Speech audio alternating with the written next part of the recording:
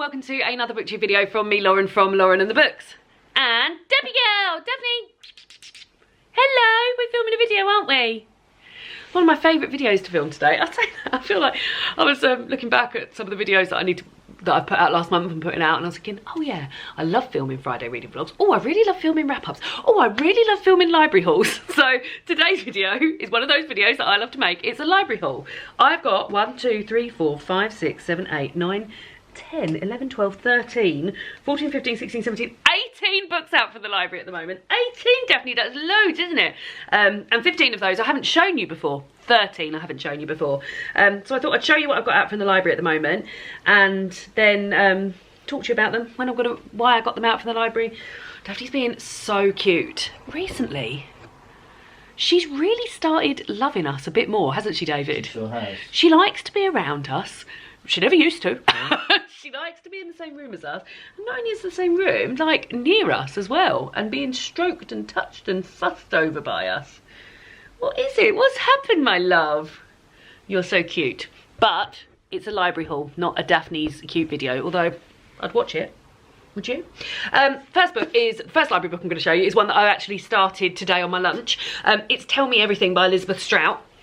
I got this out because it is on the Women's Prize for Fiction long list, which is exciting.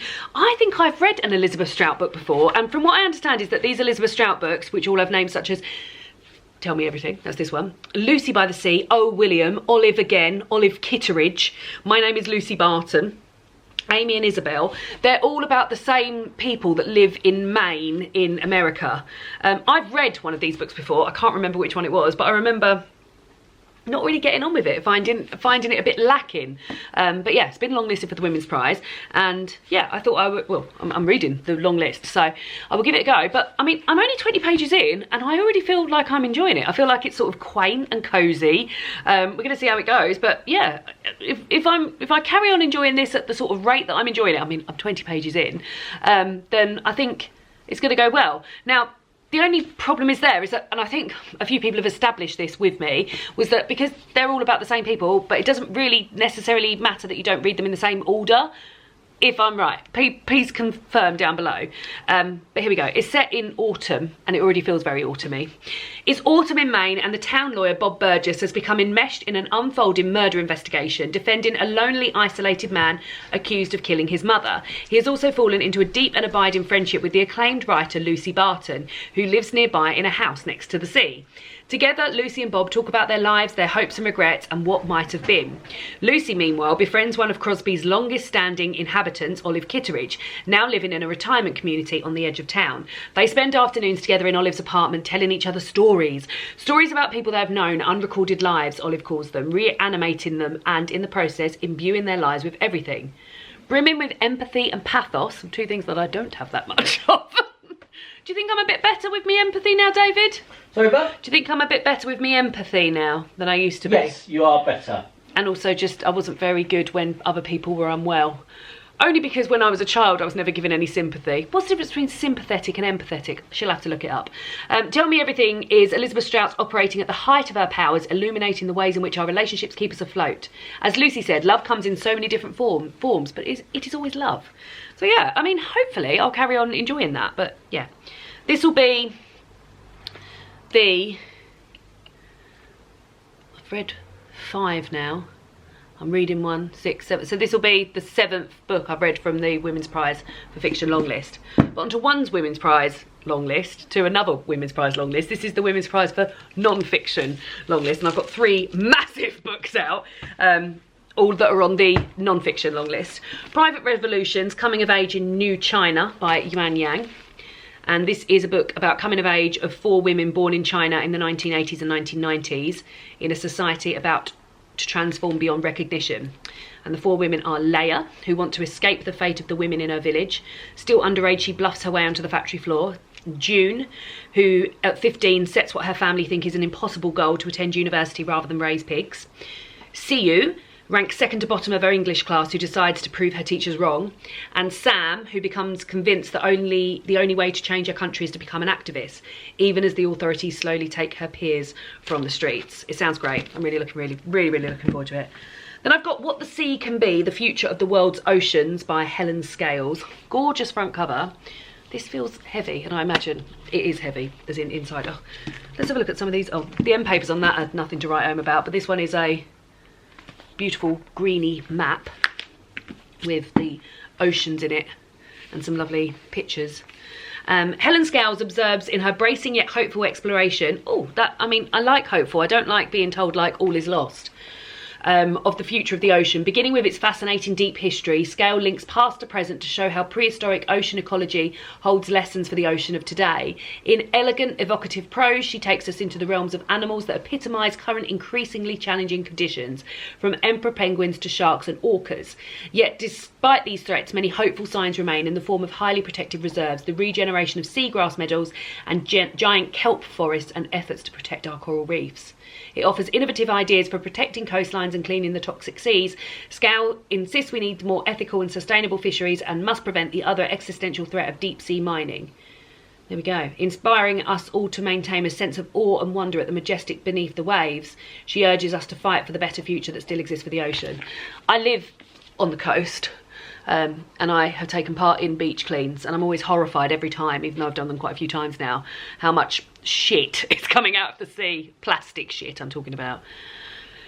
So yeah, this is something that I will be definitely reading, and I'll be thinking about these things. I partly think maybe I should be listening to it as I'm doing my beach cleans, because not only do I do the organised beach cleans, but I've also got some litter picking equipment myself now.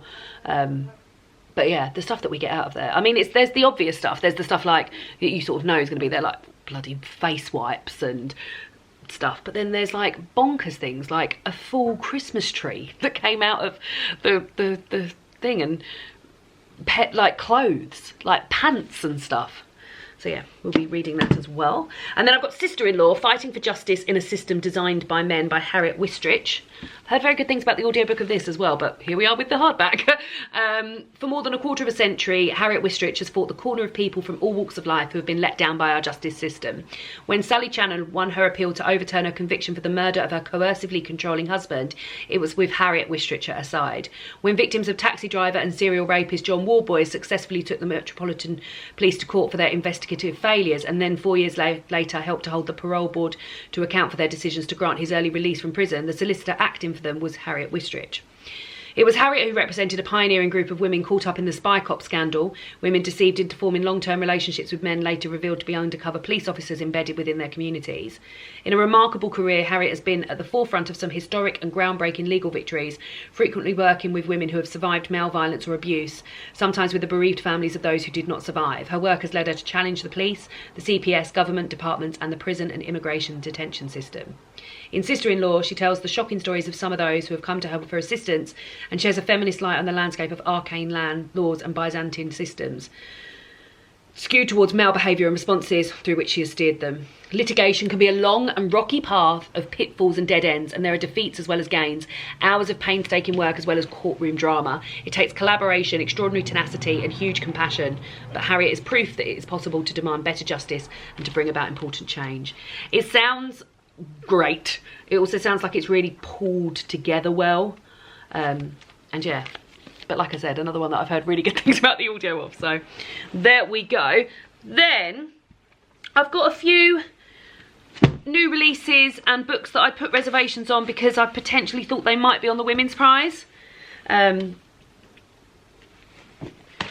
also my library has got this new section on it which is really good, which shows books that have been published like that month. So for example, these three that I'm going to show you now were all published in February, and on my library, I mean, I have to pay £1.10 for a reservation, so they show 30 books that are being published that month, and I'm like, yes please.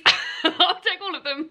I didn't take all of them, but I picked a few, and these are the three that came out this month. So they've also got loads of reservations on, so I need to read these soon, which is troublesome in a time when I'm trying to read the Women's Prize long lists, both fiction and non-fiction. This was delightful, that one that arrived and it was a paperback. So, because the thing about getting new releases and non-fiction is that a lot of it is hardback. So I will be reading this definitely before it needs to go back. So this is called Victorian Psycho by Virginia Fito, who also wrote Mrs. March, which was very popular.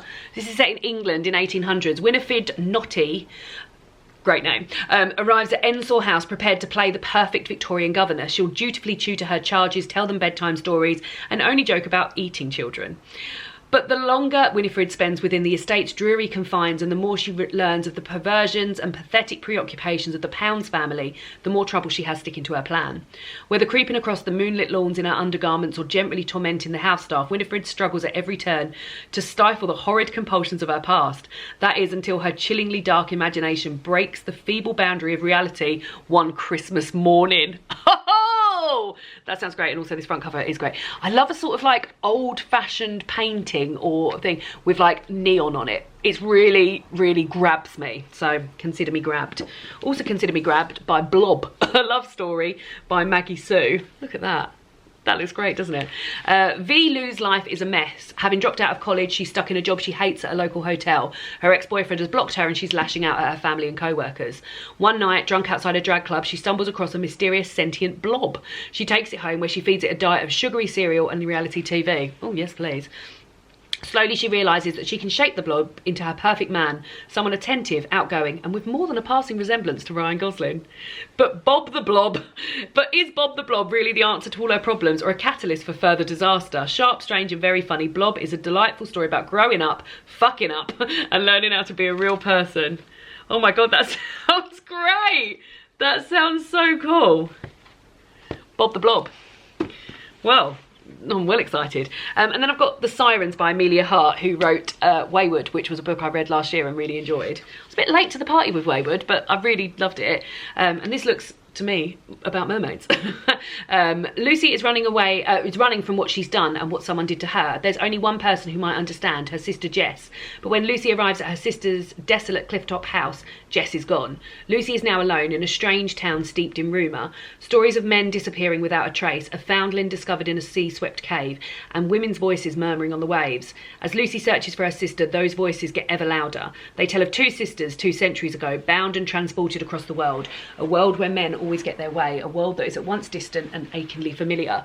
Are these voices luring Lucy closer to her sister, or will the secrets of the past pull them both under?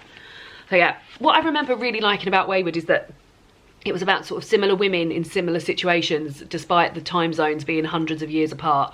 And it sounds as though that is being replicated here, which I really do enjoy. And then I've got a few more that I got out thinking that they would be on the Women's Prize for Fiction long list, and they weren't, but I really would like to read them. That's The Fertile Earth by Vika Rayo.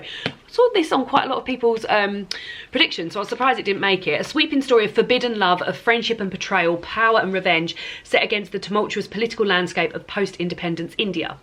Vyaya and Shri are the daughters of the wealthy landowning Deshmukh family, whose social status and power are absolute in the tiny village of Irumi. Krishna and Ranga are the sons of a widowed servant who works in the Deshmukh household. The 4 children should never have spoken, let alone forged a friendship, but the bonds they form are intense and dangerous.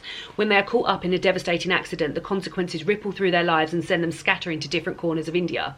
This sounds great.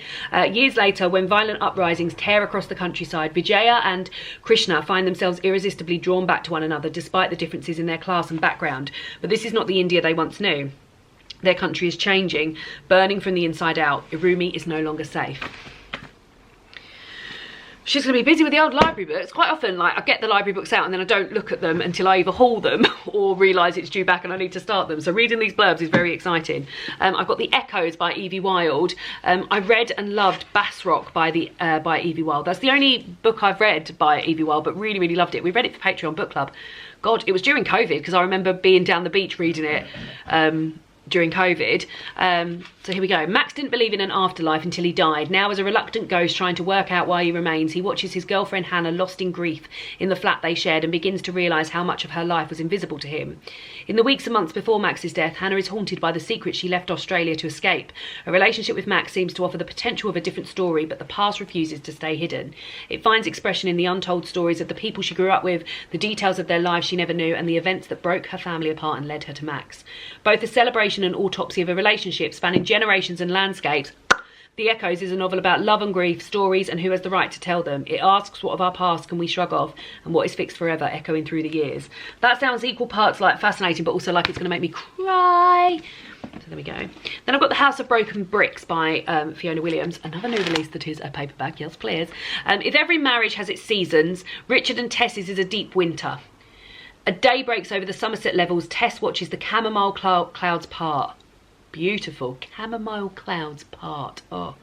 This morning, two sunrises graze the frosted floodplains. One rises low over the stretch of willows, while the other shines brightly from beneath the water. The light paints the house a startling crimson, a painful beauty that Tess, Richard and their son Max, bathed in grief, find easy to ignore. But none of them can ignore Sonny, who desperately wants things to go back to the way they were before. As the seasons change and the cracks in the bricks let in more light, might this broken family find a way to start to heal? I mean, there's a lot in here about grief, and what excites me about this is that it's seasonal, and I'll take seasonal anything. Reading, recipes, food. I love a seasonal item. So yeah, and does it start in summer? Starts in autumn. Looks like it'd be quite quick to read actually, because it's told from the perspective of different people, and it's all on pages. Oh, now I've just got to a bit. Oh, maybe not. There we go. But yeah, sounds great. Then I've got two books that were on the International Booker, which I thought looked interesting to me. It's not usually a prize I follow, but both of these I thought sounded great, and there's one more that I haven't picked up from the library yet. Under the Eye of Big Bird, by Hiromi Kawakami. Welcome to the distant future. Humans are on the verge of extinction and have settled in small tribes across the planet under the observation and care of the mothers. Some children are made in factories from cells of rabbits and dolphins. Some live by getting nutrients from water and light, like plants. The survival of the race depends on the interbreeding of these and other alien beings, but it is far from certain that connection, love, reproduction and evolution will persist among the inhabitants of this unfaltering new world. Unfolding over geological eons, Under the Eye of the Big Bird is at once an astonishing vision of the end of our species as we know it, and a meditation on the human qualities that, for better or worse, make us human. So yeah, that spoke to me. This front cover spoke to me. I love it. Eurotrash by Christian Cack. And it's got lots of people sunbathing in snowy conditions. Published by Serpent's Tail. Oh, I should say, sorry. This is translated by Asa Yaneda from the Japanese. And this is translated by Daniel Bowles from German. Realising he and she are the very worst kinds of people, a middle-aged man embarks on a dubious road trip through Switzerland with his 80-year-old mother, recently discharged from a mental institution. Traversing the country in a hired cab, they attempt to give away the wealth she has amassed from investing in the arms industry, but a fortune of such immensity is surprisingly hard to squander. Haunted in different ways by the figure of her father, an ardent supporter of Nazism, mother and son can no longer avoid delving into the dark truths about their past. The ensuing tragicomic quest is punctuated by the tenderness and spite meted out by two people who cannot escape one another. Eurotrash is intensely personal and unsparingly critical, a brilliant novel by a writer at the pinnacle of his powers. And then the last one is one that I've got for the Irish Readathon. It's My Hot Friend by Sophie White. This was the winner of the Irish Book Award for Popular Fiction in 2023. And yeah, I mean, it's about 3 different women, all that I'm interested in. Lexi's on top of the world. The podcast she co-hosts with her best friend is going stratospheric, but will the success bring them closer or drive them apart? Joanne's just had a baby, and her life now looks very different to the ones her child-free mates seem to be living. Does becoming a mum mean she has to change who she is? Claire is feeling left out. Maybe she's being paranoid, but it feels like her childhood pals have set up a group chat without her. Is it time to show them what they're missing? And fate brings Claire, Joanne and Lexi together as they navigate the knotty, joyful and occasionally toxic swamp that is female friendship. But how will they each decide which friendship to fight for and which to let go forever? So yeah, I mean, this has made me want to sort of chuck out everything else I'm reading, and just pick up these books. They all sound bloody great. So yeah, what would you go to first, do you think, out of all of these? Have you read any of these that I've mentioned? And yeah, I'll see you all again soon for another BookTube video. Goodbye. My hair looks so nice today, doesn't it?